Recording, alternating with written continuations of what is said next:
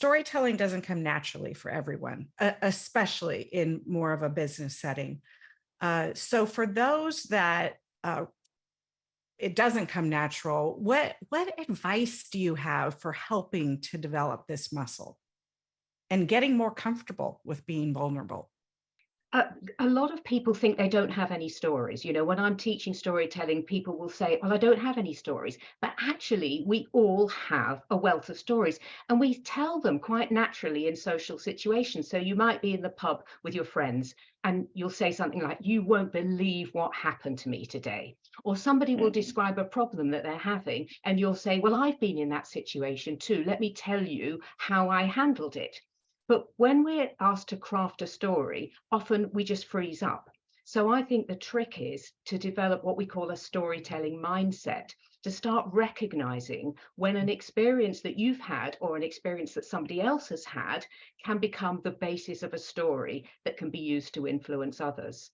And so just the other day, because I'm now a collector of stories, now that I teach storytelling, I'm always thinking, oh, this is a story, that's a story. And I just remembered how when I was a journalist working on a really dreadful newspaper in the UK, very toxic place, and I made the decision to get out, although everybody advised me that it was a career limiting move. But I did it and thrived afterwards. And I now use that in career coaching to make the point to people, sometimes you have to make a leap into the dark. So I think it's about being aware of the stories that you have to tell and how you can use them. Every single person is interesting in some way, right? You have more things about you that you've done that you might feel are ridiculous or not story-worthy. But when you're talking to somebody else, if you're able to frame it as a story, it is relatable. And as soon as it is relatable, you are relatable. Boom, job done. So I just wanted to get that in. Yeah. Yeah. Mark? I've been anticipating this question and wanting to talk about this because it's lovely to be invited to a PowerSpeaking live session, but PowerSpeaking is it is my weakest strength when it comes to storytelling. I can write. I can be in a room full of people and engage in a conversation just like we are right now. I host a podcast. I'm not afraid of speaking, but put me in front of anywhere more than 10 or 15 people and I freeze up. And something happens between, and Isabel, you probably know what this is, but something happens between my cognitive abilities and my ability to actually get it out of my mouth. And so I have to stick to a script.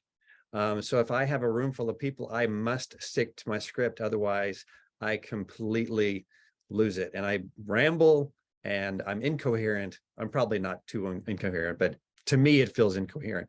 So that's something when we talk about, you know, if storytelling doesn't come naturally to you, there's going to be one element that is natural to you and focus on that. Mm. Yeah. And when you talk about having a script, Mark, I would say that that's what you should have when you're telling a story, not so much when you're giving a presentation, because it stops feeling authentic. But the enemy of good storytelling is a long-winded, rambling approach. You want it to be really, really tight. You want to edit it down, use the fewest possible words. And I would always suggest people stick to a script and keep it really, really short. And then the trick is to make it sound spontaneous. And that's actually the hard bit, because you will have practiced it over and over again, but then you've got to make it sound as if you're just thinking out loud. And that's where an element of acting comes in, and also an element of going back into your story and re-experiencing the feelings that you were having.